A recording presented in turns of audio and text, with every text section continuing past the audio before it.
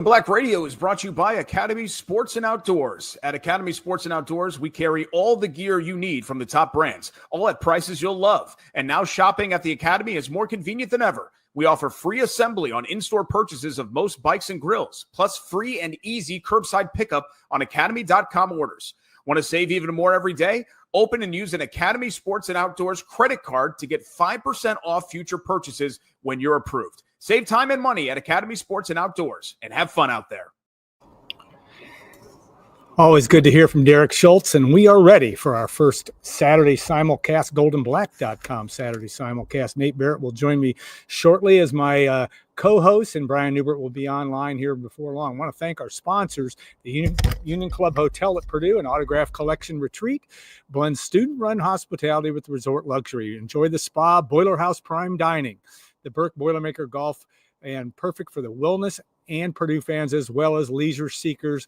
Our property offers serene escapes. It absolutely does in that golf course. And book your getaway today. And, of course, we want to also thank to our friends at Twin City and Chariot Automotive Groups, serving Greater Lafayette with the best new and used Jeep selection at TwinCitySuperstore.com. All right, we're gonna add Nate Barrett in here, and I think we're in a new modem this year, new mode, I should say, Nate. But welcome to our Saturday simulcast, and a good performance today by Purdue in that pitching a shutout on opening day.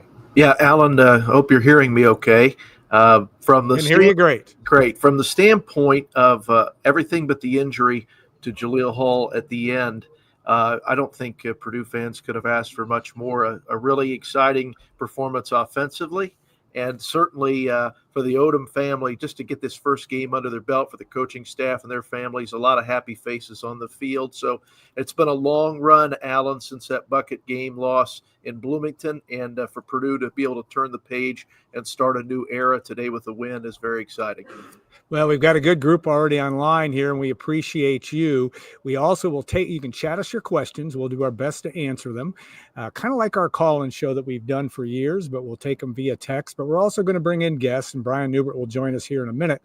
And also we'll get Tom Dienhart and Dub Jellison from post-game press conference as well, get their comments about the Boilermaker win. Ryan Brown, Nate, had a pretty good day, over 300 yards passing. Purdue was efficient offensively, didn't run the football maybe as well as you might have liked to see, but a good start for Ryan Brown in the season opener. What was he, the third Purdue quarterback over the last 5 years to throw for 300 yards? Yeah, 18 of 26 for Ryan, 311 yards, and just looked sharp. And the receiving core, we were able to see some of these guys emerge that are going to be factors. Obviously, Michael Jackson and Armand Branch are going to be right in the mix, and it was nice to see Tuggle also the first catch for him as a Boilermaker. And Tuggle is one of those guys you kept hearing Tom and the other guys in practice discuss how exciting he might be for the Boilermakers as he continues to emerge. Yeah, certainly Coach Barry Odom talked about having playmakers. It showed that Purdue did, and I think that's a good sign. When again, a little bit hard to tell because Ball State, not sure where they're going to be this year, but at least we start to learn some of the names and numbers, and that's a step in the right direction. And again, Purdue's second consecutive shutout. You have to go all the way back to 1965. It's the last time Purdue's pitched shutouts in consecutive season openers. That's a good thing as well. All right, we're going to bring in a wise young man. Because he's young. Well, no, he's a little bit older than Nate, I could say. Brian Neubert joins us. I hope you can hear me well. You're at Jack Mullenkoff in his background, holding those roses. Brian, welcome to the show, as if you need a welcome to our Saturday goldenblack.com Saturday simulcast. But your initial thoughts on this one, Purdue with that 31-0 win. Yeah, no, I thought that this was about as good as it gets. Like I've said over and over again that I think that the starting point for Purdue has to be being solid. And I think when you look at the tackling, with the exception of that one drive in the third quarter that Ball State did end up scoring off of, when you look at the relative lack of penalties, I think there were 4. I thought Purdue did a pretty good job catching the football. I thought they made their makeable throws. I thought the special teams were damn near flawless, with the exception of the late running into the kicker penalty when it didn't matter. All the stuff that normally is ugly in first games, I thought was really good. And that I said before the game that this game was going to reflect on this coaching staff's ability to prepare them to be clean in areas where week one, especially nowadays when all these guys are new, I thought it was really, really positive in that sense. That said, it is Ball State, and the level of competition. This was not, Purdue hosting Texas the way Ohio State is, nor should it be. But I don't think you really could have asked for a whole lot more than what you got today. Brian, is the important thing in a game like this what didn't happen? What in terms of a close game or one that the Cardinals come in here and upset you and you had a 16.5-point line? You kind of come away from this. I think you need to look at all that could have gone wrong and it didn't. Well, there weren't any turnovers, and there weren't any gigantic mistakes. That led to big plays. I think Ball State's biggest play was the 37-yard run when it didn't matter by former Purdue player Elijah Jackson there at the end. It didn't matter. So what you've seen from Purdue the last couple of years, the last decade plus, probably was a mistake.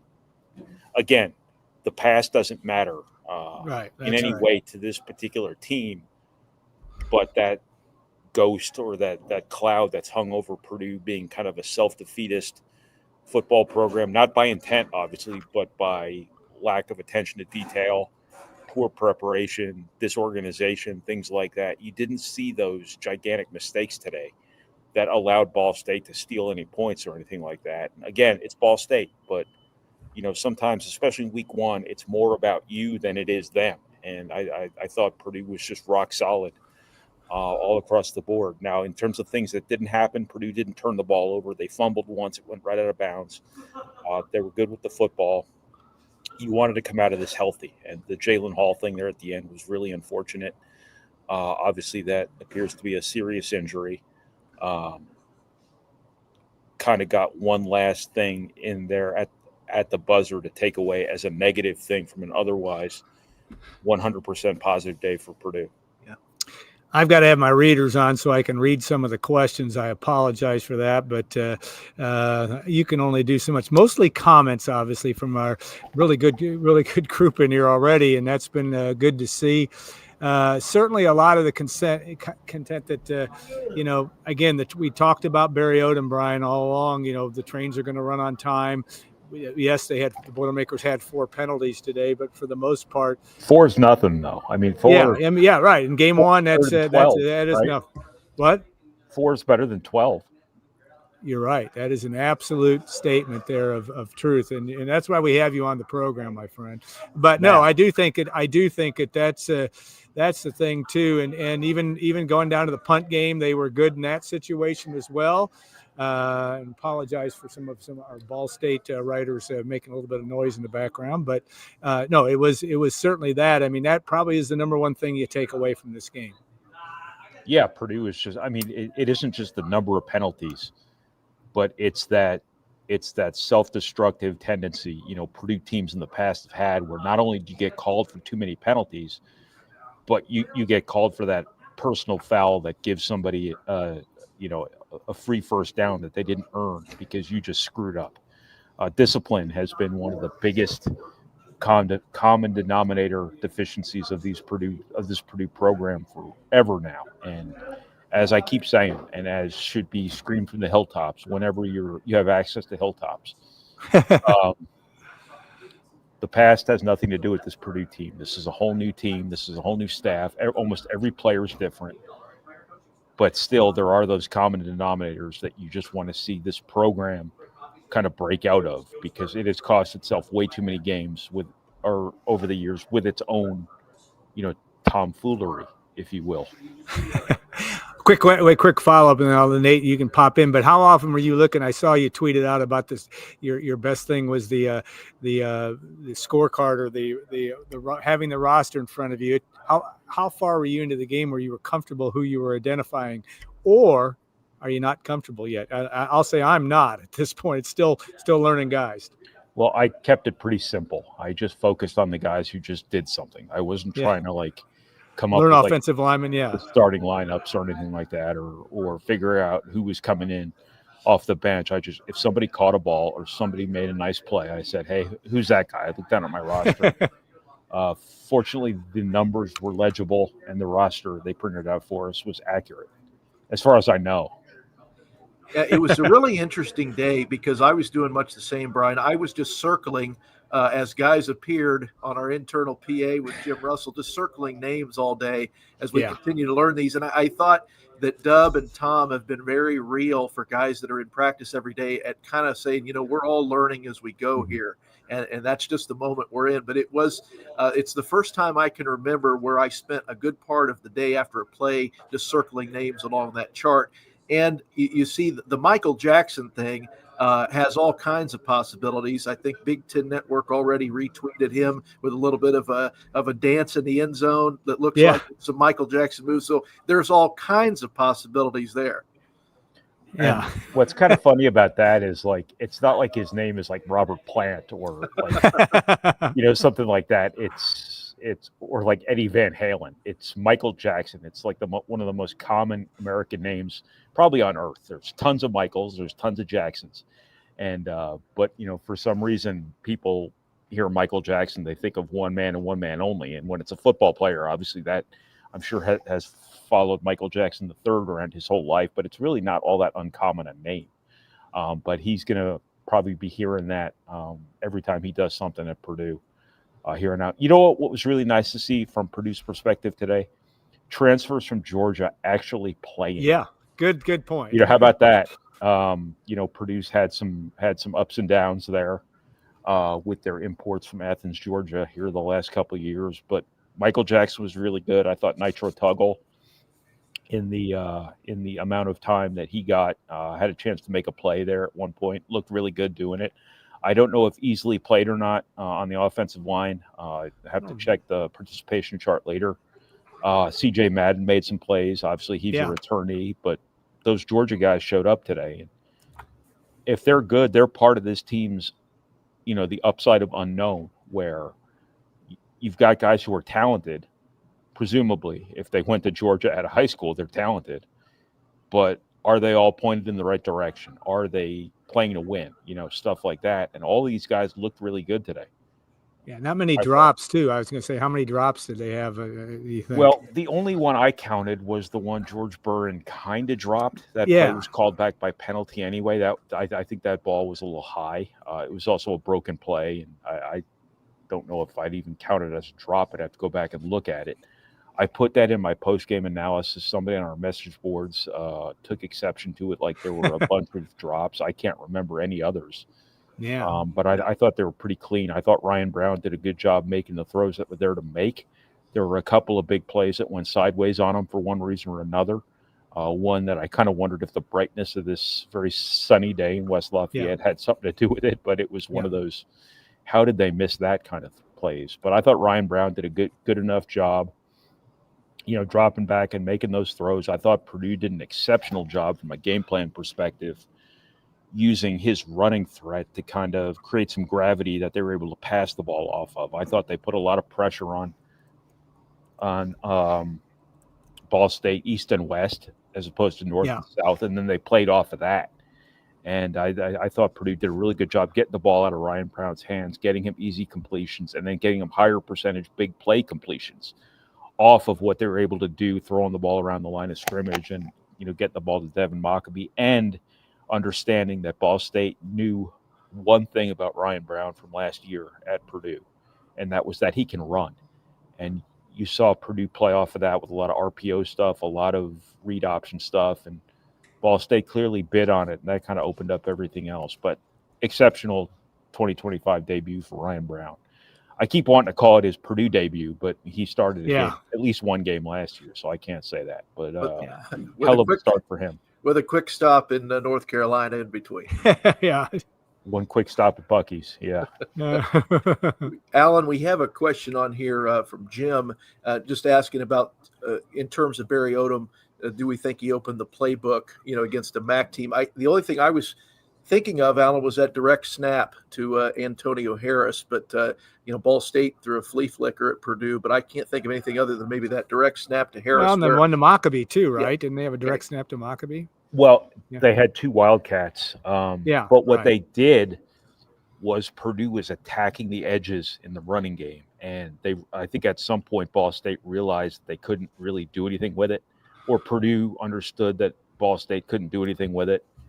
And they started running that fake end around as eye candy to allow that Wildcat snap right up the middle. Purdue at some point had to start attacking the middle because they had stretched Ball State out so far sideline to sideline with their edge running game, that middle was going to be there. So that was a really smart. I don't want to call it an adjustment because it might have been something in their playbook to begin with, but I think they ran that play twice and it worked both times. Smashing success both times, and that had everything to do with them getting Ryan Brown's option game, their horizontal running game established, the quick lateral passing game established, and really stretched Ball State out. Jim Garfinkel. Go ahead, Brian. I'm sorry. Once that middle opened up a little bit and they ran that fake end around there, it was just kind of easy pickings. Jim Garfinkel asked, and he's a regular poster on our Wednesday night, Acre Pro Wednesday night live. But surprise in the Purdue's running game. I mean, Ball State did outrush Purdue today. Devin Mockabee did not had a bigger reception than he had anything else, but had 54 yards rushing. Any thing that you saw there that jumped out at you? Yeah, I just thought it opened up the passing game. I thought the threat of the run with what they knew about Ryan Brown, with Purdue running that read option. I'll have to go back and watch the very first offensive play of the game. I think that might have been an RPO where they were trying to give Ryan Brown an opportunity to either hand it off up the middle or hit that streaking receiver up the middle. The play that Purdue has not been able to defend for a decade, I think is what they tried to do right off the bat. So I think the threat of Ryan Brown's ability to run, their ability to run option, Devin Mockabee's reputation as the guy Purdue's going to probably build this offense around, really was gravity that Purdue was able to leverage into everything else. Yeah, no question. Also noticing, guys, here, one from Ryan, who points out that it is actually Michael Jackson's birthday today. So the tribute would be appropriate. Yeah, I did not know that. I thought we should note that. The original Michael Jackson or the receiver? No, I think I'm getting confused. I think the artist. We're going to check that out in a minute. And then also from Chris here, good comment about just special teams. Again, I think we touched on it. But when you have clean special teams play, Brian, that sure is a big help. Yeah, they got some great bounces, but you make your own luck, right? I mean, they dropped that punt right inside the 10. It went right out at the 4. But the kicking game was absolutely flawless. Now, it is one game, and they obviously have to build on it. But, when we talk about Purdue not making huge mistakes, where have they been mistake prone?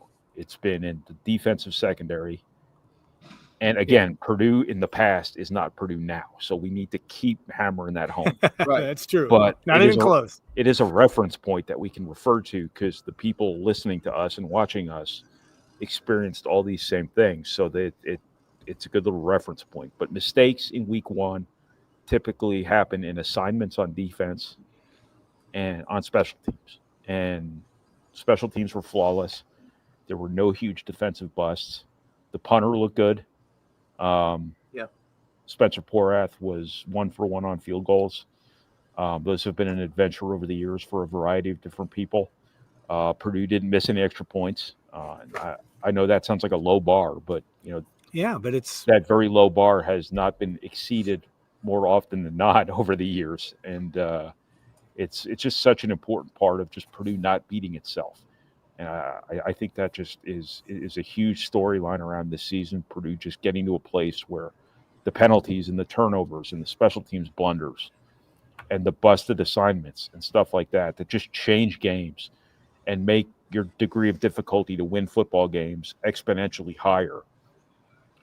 Today was just Ball State. It was one game, but you could not have asked for a cleaner performance from Purdue in that regard. Nobody answers questions in more nice paragraphs and gives you time to look something up, like Brian Neubert, Michael Jackson, born yesterday, the anniversary of his birth, I should say, August 29th. That's really important information for all of us. Brian, we're going to let you go here in a minute, but Nate, anything else you want to follow up with, or Brian, do you want to make your any other thoughts that came your way from this game today? And I understand it's game one. Can you look ahead to Southern Illinois, which I don't really have any idea what we're going to see next week, but as this pertains to the season, it sure is. It's a step in the right direction. I guess that's about one of the things you can take from this one, but anything else that comes to mind from you? Well, people are going to be ready for you now. They have tape on you. Purdue, it's great. Purdue's got these 2 winnable games right off the bat. I think it's really important for them to experience some success early in the year, build some momentum, build some chemistry, camaraderie. But also, Brian and I are about within 20 feet of each other, though. I'm above Brian in the press box, but we're hearing some trash pickup and all that. But so we're going to continue to fine tune this as we go. But anyway, go ahead, Brian. You're burning a lot of your element of surprise on teams you could be able to beat anyway. So the reality is that when you go to Notre Dame, when you come and you play USC here, they're going to know what you're all about. I'm sure that Purdue is not firing every chamber, emptying every chamber right now in these first 2 weeks, but USC and Notre Dame are going to know about Ryan Brown. They're going to know about Michael Jackson. They're going to know about these guys on defense who are good players, clearly. And there's just not going to be a whole lot of surprise there. So Purdue's got to be ready for opponents that are ready for Purdue. Yeah, one last question I had for you, Brian, just on Purdue bringing pressure. As much as they did, it seemed early that they were willing to do that. Of course, Ball State was able to, quarterback situation, they're able to weasel out of a few of that. But what was your impression of the way that the defensive game was called? Well, I'll have to go back and watch it to make sure that I saw. You can't say that. You cannot say that. I'm going to go back and look at the film. You can't do that. Look, any coach that says that is perfectly correct, because you don't know what you don't know as soon as the game is over. You think you saw something, and then you go back and watch it, and you realize, what the hell was I thinking? What was I looking at?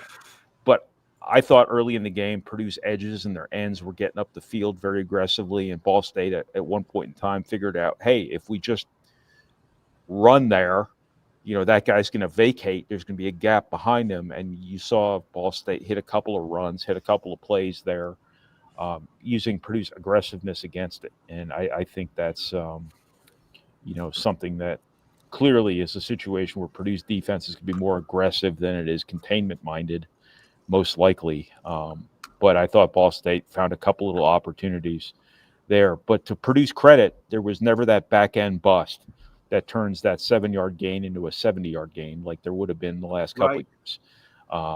I thought Purdue collectively got to the ball pretty well. I thought when they got to the ball, they hit the ball pretty well. And I just think it was a really good performance from Purdue defensively. Probably overshadowed by what they did offensively, but a really good performance nonetheless.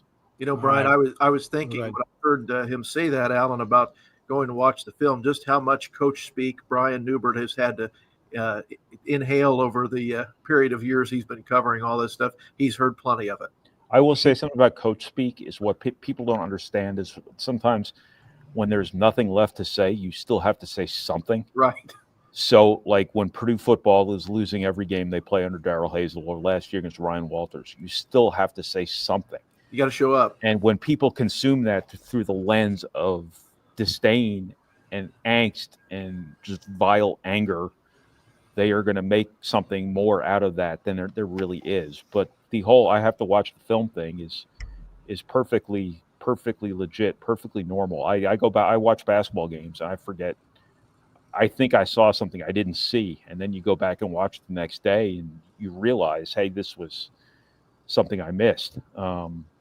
So, as you all know by now, whoa, that was coming next. I just hit a button. That's the beauty of live. I'm live done thing. talking. I got nothing else. All right. You've done a great job, Brian. Thanks so much for leading off the show. I am going to play a commercial because we need to get to our local betting sponsor, BetMGM. Then Dub Jellison will join us shortly. Brian, thanks again for taking the time, and we'll look forward to your pros here after this Purdue 31-0 win over Ball State. So stay tuned. We'll take a short break. It's all done already. Okay, well, good. All my writing is done. I'm taking the rest of the night off. I'm going to lay on the couch and watch football. There you go. You can watch Clemson and everybody else run around tonight. All right. We'll be back in about a minute. Dub Jellison will join us. And, Brian, safe travels all the way home, but we appreciate it. Say bye to Jack. As you all know by now, Golden Black Radio has also teamed up with BetMGM this season. We'll be using BetMGM lines to make all our picks, and we'll have special offers for our listeners each week. When you join BetMGM, you get access to a variety of parlay selection features like same-game parlays, live betting options, and more. If you haven't signed up for BetMGM yet, use bonus code ON3, and you'll get up to a $1,500 first bet. Offer on your first wager with BetMGM. Here's how it works. Download the BetMGM app and sign up using bonus code ON3. Deposit at least $10 and place your first wager on any game. You will receive up to $1,500 in bonus bets if your bet loses. Just make sure you use bonus code ON3 when you sign up. Make this college football season one for the history books. Make it legendary. See BetMGM.com for terms. 21 and over only. U.S. promotional offers not available in New York, Nevada, Ontario, or Puerto Rico. Gambling problem? Call 1-800-GAMBLER. First bet offer for new customers only, subject to eligibility requirements. Rewards are non-withdrawable bonus bets that can expire in 7 days. In partnership with Kansas Crossing Casino and Hotel. Don't forget, if you haven't signed up for BetMGM yet, use bonus code ON3 and get your $1,500 first bet offer today. I always appreciate the way that Derek reads through that. We're going to bring in Dub Jellison here. And Dub, your impressions, where are you? What do you look like? You got a luxurious seat there. So tell me where you are. I'm sitting here in the team meeting room. There you go. So fresh out of the press conference. All right. Just your impressions of what Barry Odom, I listened to him on postgame radio on the Purdue Radio Network, but what did he have to, what edification did you get from him or the players when you had a chance to listen to him in postgame? You know, I think Odom was extremely happy with how that game played out, top to bottom. You know, the one gripe I guess he had was the tackling was a little bit average, and then which we kind of saw in the second half later in the game. Kyle Kelly kind of had his way with him sporadically, right? And then you talked about the sideline energy and some of those things, but barring those two things, I mean, Purdue played. That's how you draw it up if you're Purdue. That's exactly what you wanted, and I think we talked about it earlier in the week. You know, Purdue needed to go out and get a win, if nothing else. It didn't matter how they did it, but they needed to get a win, and they did it in impressive fashion. Dub, just talk about any other impressions for the press conference in terms of Odom, Coach Odom, and his style as you've been around him and in practice. You've talked to him a number of times, but just each coach has a way. We were talking with Brian before the break about how they handle a press conference. What were your initial thoughts for him post-game in terms of styling? It was a little different today. First of all, Nate, nice to meet you. Nice to meet you. But it was a little different today. You know, he felt more relaxed. You know, he cracked a few jokes. Even cracked a joke at Tom, who I was sitting next to. Oh, really? Yeah. What was it? He said that Tom has been getting sick of hearing Barry say the same thing about the quarterback room, and okay, just giving him a hard time. But there you go. You know, it's not something that he's not super uptight, I wouldn't say, but we haven't really seen that side of him, especially in that setting. So I think he was just happy to, you know, get that first game over with and get a win. And then the players, the thing that stood out to me was, you know, I think they're trained to say the right thing, right? But it feels genuine. Just, you know, their approach and how much they believe in Barry Odom and, you know, the way that they're handling this win and moving forward and looking at the next game.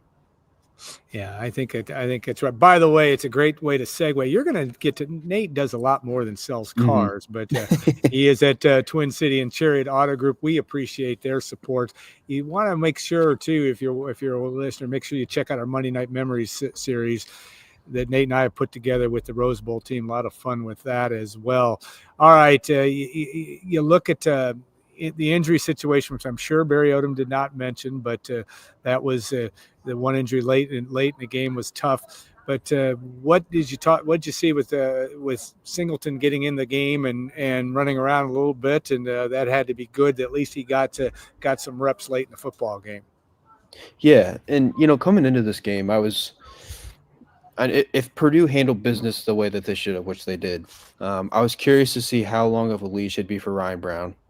Yeah, how soon they'd look to get Singleton in. Tom and I had talked about whether or not he would have specific plays in the red zone, which I think you could put him in there. But today we kind of saw the wildcat and some of the read options that I think that he could do. But once he got in, I think he executed what they wanted to do well. Uses his legs extremely well, right?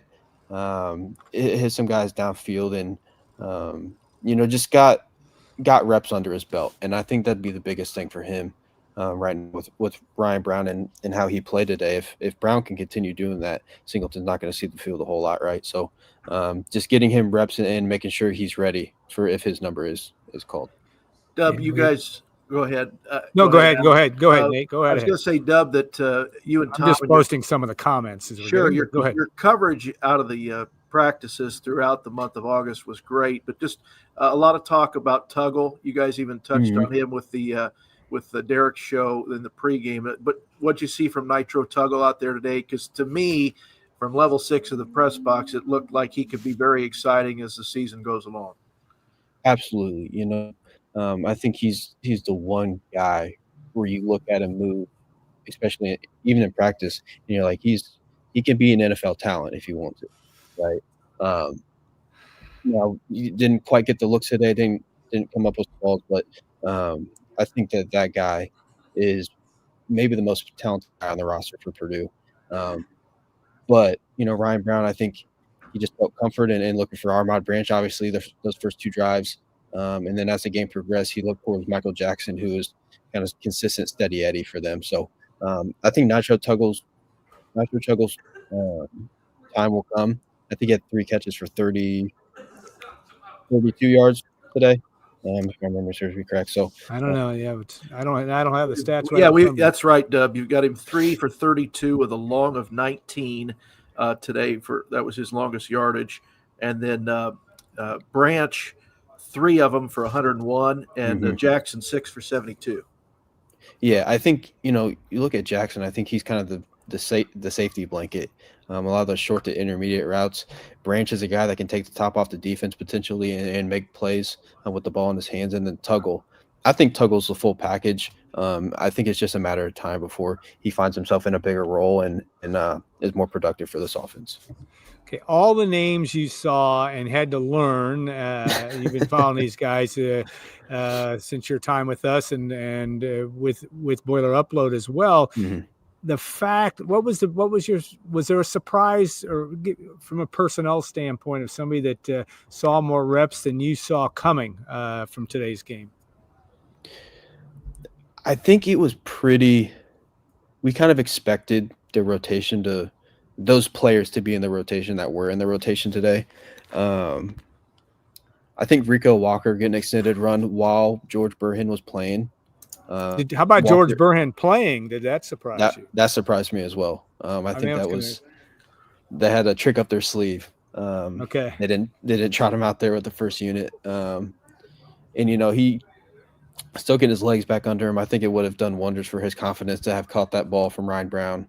Even though it got called back, right? I think it would have boosted his confidence and really put him back on the map. As far as just being out there and being comfortable. But yeah, Rico Walker is probably the one guy that if Burhan was to play, that I didn't know that he would get as many reps as he did. I've got to ask you, Dub, about the Manny Powell disconcerting signals penalty. What do you think there? Had you seen that in practice? I mean, them doing that. I that was interesting. I hadn't seen it. And I couldn't quite tell from where I was sitting up in the box. But it looked like everyone was doing it. Well, Yeah. and I didn't know. It was interesting because you would think, coaches pay so much attention to the rules that it'd be interesting. It could be a question for Coach Shearer, certainly after what was there an interpretation there, because that to me was Mike Shearer's but obviously wanted to do that, but it was just interesting because they obviously got pinned for it. And Jordan Jones actually said that it's a point of emphasis for officials this year, which I was unaware of. So I guess that's why they're going to start cracking down on it. But I mean, we'll see what kind of explanation they got when we talk to Coach Shear on Monday, and see if they might try to change up the signals, or next week they might try to run the same thing. But those calls are always super weird to me. Yeah, we're just putting up some of our questions. A lot of comments, not tons of questions. I guess that happens when you have a 31-0 shutout. That happens from that stuff. The comment here by William Keeler, I should say, the number of missed tackles in the run game when Ball State's quarterback carried the ball. I mean, he was shifty back there. I mean, you have to give him some credit. I thought he was the best. The best thing they had going offensively. I thought for game one, it was still pretty well nailed down. That it'll be interesting to see again what Mike Shearer has to say on Monday about it. But I thought it was a pretty good step in the right direction. Yeah, I agree. I think that defensively, that was the lone area of improvement that's needed. Offensively, I think the offensive line didn't look great to me. Ryan Brown had to throw off balance a lot, and he made plays, right? But I don't know if you're going to be able to do that against a USC and Notre Dame. Right. So they'll have to fix those issues. They got another opportunity next week against Southern Illinois. I would expect a similar performance, if not better, in that game, to get ready for USC and Notre Dame, the rest of the gauntlet. But those are the two areas where I really saw the most need for improvement. Dub, I thought there were some sequences in the game where Purdue got in a rhythm of picking several first downs up one after another. And then, as Brian alluded to in his break, not causing themselves difficulties with penalty to kill a drive. Mm-hmm. I thought that was good. There seemed to be some sequence and rhythm. Is that what you saw? Yeah, absolutely. And I think the discipline aspect of it as well. When it comes to, I think it was four penalties, and one of them was offsetting. So that's something that we had kind of talked about throughout camp, and whether we had seen that in practice. And we can say we did. It's hard to tell until you really get out there and see them on the field. So that's leaps and bounds better than it was a year ago for this program, as evident by today. So, but yeah, just being able to stay in a rhythm, and they went up tempo a lot, especially earlier in drives, which I think helped them a lot. So finding that rhythm, and I thought Coach Henson called a great game, offensive coordinator. Really switched up what I thought they were going to do, what I think Tom thought they were going to do in terms of running the football. It really relied on Ryan Brown's arm, and made the right call. Dub's point of emphasis with goldenblack.com recruiting. He's doing a lot of football, obviously, as well, team coverage, but big day for official visitors, or visitors, I should say, for today. What was a brief recap of at least what you knew? Now you were, I know there are a lot of guys on the field, and I'm sure Chad got some photos, et cetera. Chad Crockover, our photographer. But what should fans know about recruiting from this week, and what will maybe upcoming here in the next couple of weeks? So I mean, the name to circle is Israel Abrams, 2027 4-star quarterback from the Chicago area. He was here for an unofficial visit. Supposed to talk to him within the next day or two, and get his thoughts. But I think he's the number one guy in that class, as far as quarterback targets go. Dual threat guy, great size, 6'4", got a rocket arm, was a starter on a state championship team last year. So to me, he's a total package. I think he's 6th ranked quarterback, and according to Rivals in the 2027 class. So he was the number one guy on campus today. Oscar Sloan, Center Grove, sophomore quarterback, Yeah. 2028 guy. He's another guy that Purdue's really high on. That's a couple years down the road, but they're getting started early with him. J.J. Chapman, a quarterback from Wisconsin in the 2028 class. He was here. A guy that I was really impressed with, and I think readers know this if they saw my story from Center Grove Warren Central last week. Keon Thomas, 2027 running back. He was here. He's a big priority for Purdue, and I was thoroughly impressed with him when I saw him in action last week. So those are some of the main guys. Dominic Turnbull from True North Classical in Florida. He had a flight issue, so he did not make it for the game. He's still expected to be up in West Lafayette. So, and he's a 2026 guy, potentially add to the 2026 class. So we'll see what happens coming out of the weekend, but a lot of great prospects and top targets on campus. One last quick question. I don't know if you know, we're going to know the answer. Outside of Powell and Correa, did anyone else get some time at linebacker that contributed today? I think there were some others, but give us a quick rundown of that, and then we'll let you get back to work. But go ahead. Yeah, Sanders Ellis was the main guy that was in there. I think he got a sack. And then outside of him, they kept the linebacker rotation pretty short. I saw Alex Sanford in there briefly. But beyond those two, I didn't see anyone else. No Carson Dean. Obviously, Winston Berglund, he could have got in, but he got hurt on the kickoff. So outside of the main four, no one else was suiting up at linebacker today. All right, Dub. Well, hey, thanks for your insight. We'll look forward to your work. We appreciate your work, and we'll look forward to seeing more of not only recruiting coverage, but obviously Purdue as we go week to week with this season. And it's from game one. I think we can safe to say it's going to be interesting, and it'll be fun to see how it all unfolds. But thanks again for your time today. Absolutely. Thank you, guys. Thanks, Dub. All right, Dub Jellison, recruiting and team coverage for us with Gold and Black, and we appreciate him very much from that standpoint and all that he brings to the table. And there was one question, Nate, that came up that I wanted to hit on just about Lee Corso, and it was a question about what it has been for him. Of course, he had his last game at the Horseshoe today. It has nothing to do with Purdue. I get that, but just some tidbits from your memories. I will say one, the whole notion that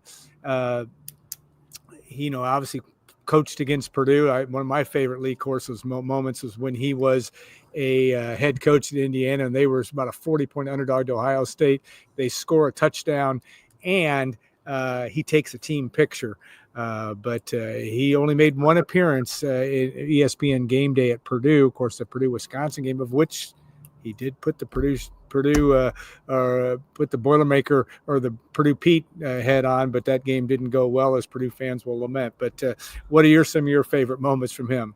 Well, I think his friendship with Kirk Herbstreit has really been touching, as it's obvious that Kirk has a great affection for him. And of course you would, all those years of travel. I think Lee Allen, as you well know, similar to Dick Vitale in the sense that, they've had a second act. They were coaches that were able to parlay that into making themselves really a cultural icon to sports fans in a lot of ways. And so Lee carved out a spot in sports history for himself through the use of that show, because I think, like everybody that's really successful on a national level, he was himself. He didn't try ever to be anybody but Lee Corso. And so I think he'll be very missed in a well-deserved retirement. But when he puts those mascot heads on anywhere in the country, particularly if he doesn't pick the team that's hosting that week, it was always great. Yeah, he won about 2/3 of his games, or did it 2/3 of the game. One quick story, and we'll bring Tom Dienhart in here in a second. I think, and I didn't have anything to do, but a friend of mine did. He's actually my wedding. Ken Doubles, some Purdue, longtime Purdue or West Lafayette or Lafayette area folks will remember, or Indianapolis folks too, because he was on the air there. He was the one that hired Lee Corso, or got Lee Corso to do a show with him. Wow. Kind of at I believe it was Channel 6. It might have been Channel 8 at the time, and brought him on in that year after Corso got fired and after the 82 season. So I'm thinking it was 83 or 84. And brought him on to do some analysis, and lo and behold, a year or two later, he gets hired at ESPN, and the rest is history. So, Wow. I you like to embellish stories from time to time, but that one's basically reality. So we're going to bring in Tom Dienhart here to join us here, and Tom Dienhart, you've got lots of things going on here post game. We've had Brian give us their take on what they saw. What did you hear in the press conference from your perspective that may have moved the needle, or was it pretty much status quo after this 31-0 Purdue win over Ball State? Barry Odom was about as animated as I've seen him maybe since his opening press conference. Guys, who wouldn't be excited after a 31-0 win, right? So he had a lot to be animated about. He had a lot to be excited about. Obviously, a lot of positive things transcribed from this game. And I think they checked about every box that you'd want to check, honestly. If you're a head football coach heading into your opener, right? I mean, 433 yards of offense, only 203 for Ball State. You pitched the shutout. And your starting quarterback looks like he's got a grasp on things. The defense, again, the shutout, the 7 TFLs, 4 sacks, a lot of pressure. They played a lot of people too, guys. They played a lot of people. I think that was important, especially on a hot day, but also just to give guys some reps. Yeah. Some time out there too. It's a long season. Depth's going to be tested. We saw one guy go down today, Jaleel Hall, the true freshman wide receiver. Barry Odom said it's a lower leg injury. It's probably going to be out for quite a while, is what he said in the post game. So, yeah, just a great day for fans and a great way to start the year, right? I was calling it a must-win game, Nate Barrett. Do you think this is a must-win game? I liked your take on that, Tom, because I think it absolutely it was and is. You've got the fans, a pretty good crowd for a nice weather Saturday. But, to get these first two, as you've preached throughout these ensuing months since Barry arrived, and try to get ahead of steam, some momentum going into that USC game, absolutely. I'm just glad, Tom, you didn't say anything about putting our eggs all in this basket. Yeah. I've got my book of cliches right here, Nate. Don't worry. Yeah. I'm taking my cliches one at a time. One day at a time. And Brian, Tom, already used looking at the film, so you can't use that one. Yeah, you can't do that. Yeah, that's against the rules. It was interesting, guys. When Coach Odom came walking in the presser, he had a football. I said, "What's up with that?" I thought he was going to throw it to somebody in the crowd at first, and then I got a chance to ask him. I go, "So what's up with the football? Did the team give you a game ball?" And he told me Mike Babinski gave him a game ball. How about that? And then he went on to talk about Mike Babinski's support. And Tiffany Grimes, the sports administrator as well. So a lot of great things to say about Mike, but it's kind of neat little sidebar. Gosh darn, a nice little sidebar to the presser was the story of him bringing in the football and then Mike Babinski giving it to him. So again, everything's coming up roses right now, and next week is probably going to be even a bigger love fest after a dominating win over SIU. And I don't care if you're Purdue at this point. It doesn't matter who you're beating. You got to beat somebody. You got to feel good about yourself. You got to get confidence. You got to figure out what you can do, what you can't do to a degree. Although you're probably not being tested that much. But still, Purdue is at that state where they need this. They don't need Notre Dame and Ohio State and Michigan right off the bat. They need these games they can win early.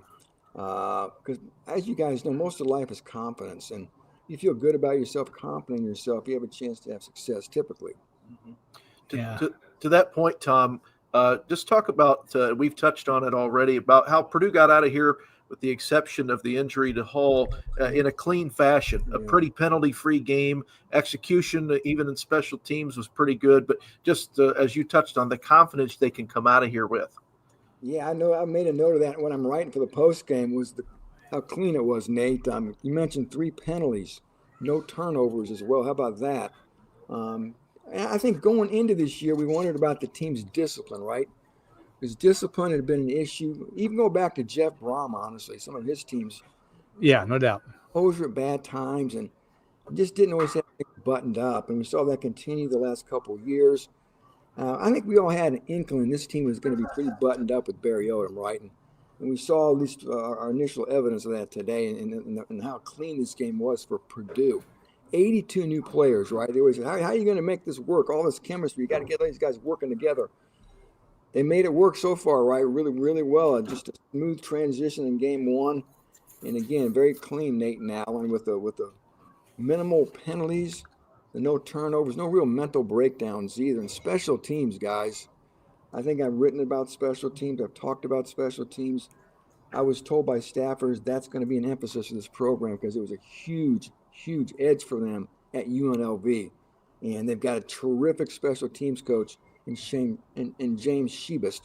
And I'm not Kirk Ferentz, but I even got a little excited about some of those punts today by Jack McAllister. Yeah, he was really good. He was really good. And I've got to ask you, we're going to ask you about about Crew Wakely next, but player on each side of the ball that surprised or grabbed your attention. I asked Dub that question in terms of, was there somebody that you thought was going to play more that didn't from the roster, but also just to answer to Jim's question on anybody that grabbed your attention specifically, maybe outside of the, we know Ryan Brown threw for over 300 yards and Michael Jackson did what he did, but anybody else that jumps out at you that might be, if you were going to give out a secondary game ball, you might have given it out today. A secondary game ball. Well, I mean, I was surprised E.J. Horton played as much and as well as he did. Yeah. He were 3 catches today. We saw Rico Walker started tight end. I kind of thought maybe Rico would play. I thought maybe they would start Christian. How about George Burhan, though? He got in. He played. He was out there. He dropped that pass in the first quarter, but he played. God bless him. They felt he was healthy enough, obviously, to play. I guess I would have just still sat on George until USC got here. But I guess you probably want to get him some game reps, right, before you really dive into the deep end of the pool. So, yeah, George got out there, and I'm sure he feels better just about running around and getting himself hit a little bit and just being part of the action. That means a lot for a guy who's been out for quite a while. Throwing the football to the running backs, Devin Mockabee and Antonio Harris had a nice run and catch early in the first half as well. So, I mean, those are some guys. It was just any number of guys I guess you could look to at this point. Nobody that really shocked me, though, Alan and Nate, as far as what they did today. The offensive line played well. Again, this is one where I think they're going to have a lot of fun looking back on the film. But you always gotta. Here's a cliche for you. You can't look over your shoulder. You've got to always look around. What's around the corner next, and put this one behind you. They'll enjoy it tonight. And then the Salukis from Carbondale will roll into West Lafayette. Yeah. Tom, one of the questions that Connor online in our chat has that I think is a good one for you is, does this game and outcome change what you see as the ceiling for this team this season? I never want to get too wrapped up, good or bad, on what I see week to week, especially in September. I've fallen prey to that too often. I've said this team's worthless after a bad loss, and the next week they win, and vice versa. So, no, I'm going to say no. Again, I know everybody's pumped up and excited. I'm glad they're pumped up and excited. It's hard not to be if you're a Purdue fan after that performance. Ends the 11-game losing streak, which was the second longest in America.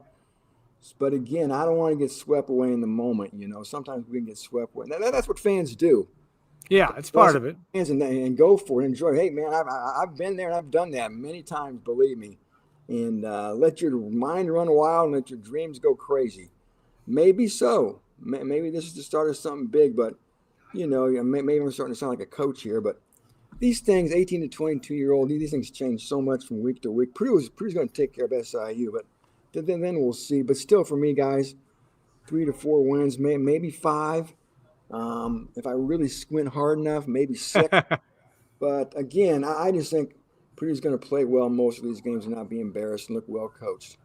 Yeah, I think for me, I'll say after October 18th. That's where you're going to at least be able to. By that time, you would have run through USC, Notre Dame, Illinois. Mm-hmm. You know, you're not going to be expected. You're going to be double-digit underdogs in all three of those games in all likelihood.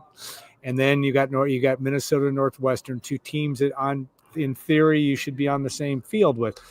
Let's wait and evaluate that. It is fun. It beats losing. Winning beats losing 100% of the time, as they say. So that I would agree with you, Tom. And you are so much of a grizzled veteran that, or at least grizzled, that you're right on that. So that part's good.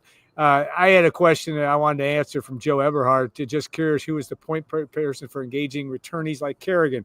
Boy, Ryan Kerrigan was he always is a disciplined guy. Man, he looked good though. I mean, I'm man crushing out there, but he was looked fit, and of course he's with the Washington Commanders.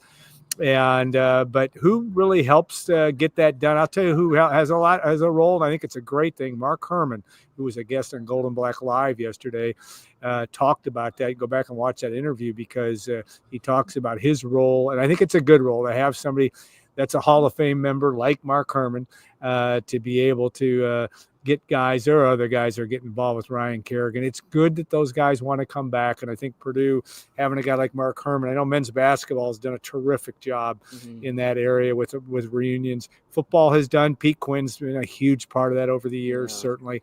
Many guys, but to have a guy inside, I think it's a really important thing. And I'm sure there's guys too that on Brandon Lee on down on that staff that have got something to do with it. But it was kind of cool to see him. Looked like he could still suit up. I don't know how much you could see from your perspectives today, but he looked pretty good. He had that Alan Karpick physique, man. Yeah, right. Playing some frisbee golf with the shirt. Yeah. He looked like he weighed about 180 pounds. Yeah, he did. I mean, he lost all that. I mean, not that he was ever not fit, but he lost his football weight without question. He did. He looks. I guess he's got some kids he was chasing around, so that probably helped him lose some weight too. Chasing around kids, which is something we've all done. So I'm not sure the point person is. I mean, maybe Kelly Kitchell gets involved. Well, I think Herman really is. I think he has a lot to do with it. It's important to have those. There's not a lot of people in the Coz. I'm in the Cozics right now that have connections to Purdue's past like absolutely. That. And Kelly's a guy, and Mark Herman, of course, too, from different eras and different generations. But yeah, those types of people, really, I think it's important to stay tethered to your past, and it's good to acknowledge those guys too. So it was I always get a kick when those guys come back, and Allstott or Vinny Sutherland, those guys. It's a lot of fun. And today, guys, right before kickoff, I got to go. I was on the field. I got Mike Urimovich to come over, and coach you for a little bit. Pete Rowley too, of course, who was just here as the ops guy. Pete's a great guy too. So, but Mike, of course, was excited to be here, and I just can't get over the story. It always makes me smile to think your first game as an FBS coach, you're coming back to play your alma mater. I mean, you couldn't make this stuff up, right? They always say truth stranger than fiction, and this was a kind of a fun story. I'm sure it didn't end like Mike wanted it to, but he'll live and learn. And he did a great job at Butler for 3 years, guys. Yeah. And I wouldn't bet against him. I'm a fan, and I'm going to watch him these next couple of years to see what he can do there in Muncie.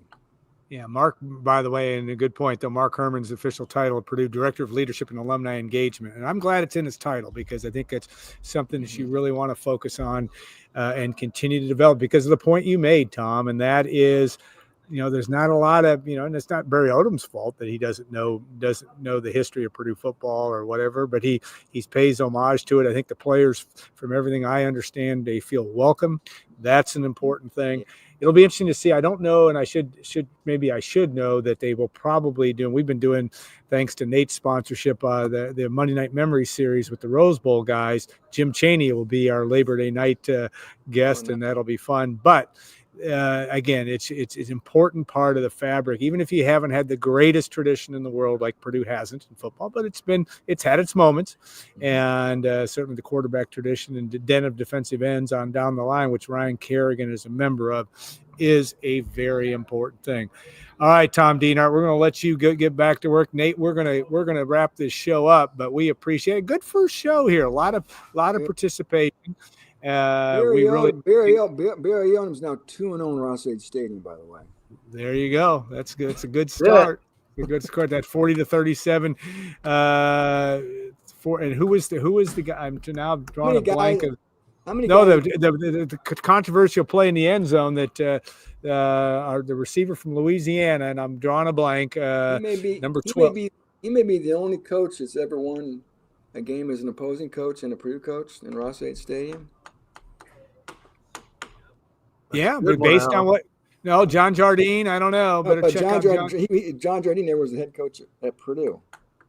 Oh yeah. You're onto something there. There you go.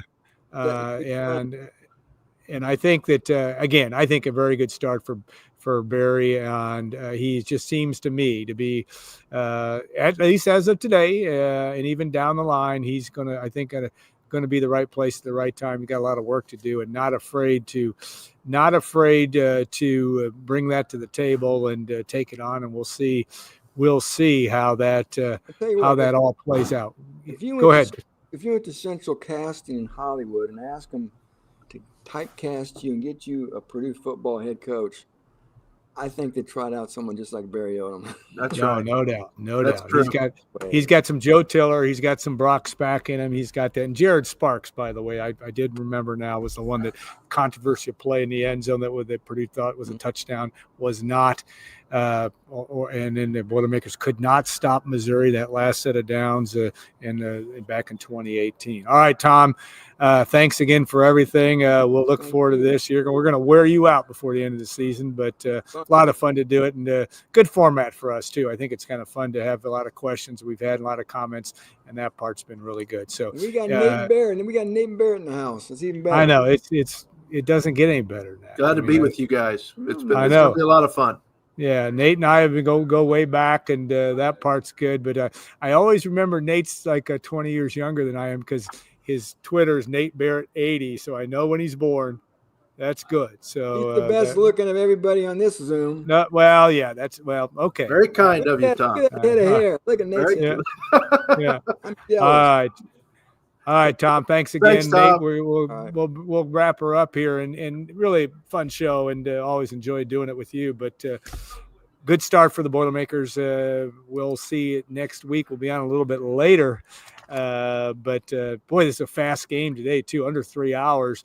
That doesn't happen a lot. In fact, sadly, the injury at the end of the game slowed it down a little bit. Not that they got that taken care of, but a good start, certainly. You have to look at that and say you want it to be this way if you're Purdue. Absolutely. I think, Alan, you really couldn't, other than the injury, you couldn't ask for a much better day from beginning to end for Purdue. And you obviously are reminded, which we saw in the Illinois game last year, what Ryan Brown can do for this team. And it's just nice for all the fans to see and learn these new numbers, because it's been 8 months where we all have been kind of guessing. Even guys like Dub and Tom have done their best to keep everybody informed, but it's a learning curve for everybody. But it's all good when you get a win, and then to try to stack it next Saturday night in what should be a good atmosphere here in Ross-Ade. Yeah, night games are always good. Yeah. But great, should be a fun season. And anytime you enter a new era with all the elements, especially in the college athletics world, it won't be dull. We know that. It's funny because this we had this hot. I always like to talk about weather, and it was so hot here from basically June 1st to about the 20th of August. Now we've had a cool spell, and they're talking about good weather, good 72 degrees. For next week, it's a high. Maybe by game time, be a little bit cooler. So you have a little bit of jacket weather. Yeah, perfect night for football in Ross-Ade. Great crowd today. I thought 53,000 plus is a pretty good crowd. A little bit less than last year to open up the season, but again, impressive numbers, and I think they got treated to a good game as well. 31-0 Purdue, and that part. Was went as planned, or at least as hoped for if you're a Purdue fan from that. Okay, a couple programming notes. Stay tuned again. Golden Black Radio. We have you a YouTube subscriber. We've got shows basically every day of the week. We're doing Monday Night Memories with the series with the Rose Bowls. Rose Bowl, Nate's sponsor and a contributor on that. Wednesday night, we have Acre Pro Wednesday Night Live with Tom Dienhart and Dub. We'll talk some football. We have Golden Black Radio Tuesday, Golden Black Radio Friday, Saturday Simulcast Saturday. So we're in that. But you can subscribe to our YouTube site, but you can also, and I think Nate would even agree, not a bad idea to become a subscriber to goldenblack.com. Some specials out there, and a great way to do that. We've got a great message board. Sometimes the end of the world as we know it, but we love them still the same, and it is a big part of what we do, and a lot of fun covering Purdue. And I think it's going to be interesting. That's the good thing. I think, Nate, we took from today a good, interesting. There's some guys you're going to kind of pay attention to and follow throughout the rest of the season. Yeah, there's no doubt, Alan, that it has been 8 months where Purdue fans are just trying to erase the memory of last season, and they've liked what they've heard, I think, from Barry Odom. But to see it in action today and come out of there with a clean game, I think we go back to our segment with Brian, just pointing that out, that, if it's a clean game with very low penalties and few special teams mistakes, you send the home folks home happy with a good, clean win. All right, Nate, thanks again. We will see you next week, and we'll look forward to that after that Southern Illinois game. All right, I want to thank our sponsors, of course, Chariot Auto Group and Twin City. Nate Barrett, integral with that operation. They've been great supporters of us over the years. Union Club Hotel. Victoria Wicks, Vicky Wicks, what a great job she does as the general manager there. Boiler House Prime will be hopping tonight, I would think, especially with the fast game. The new restaurant at the Dye clubhouse and the Purdue golf course, a terrific facility as well. If you missed part of this, we will obviously have this. We'll post it online. Also do a podcast version of this as well. Good stuff tonight. Thanks also to Brian Neubert, Dub Jellison, Tom Dienhart for contributing as well and their thoughts. So we'll see you next week. For our next Saturday simulcast, goldenblack.com Saturday simulcast after the Southern Illinois game. But a reminder, too, to make sure you check out goldenblack.com and our Golden Black Radio throughout the course of the week. Have a great rest of your weekend, everybody. Thanks for joining us.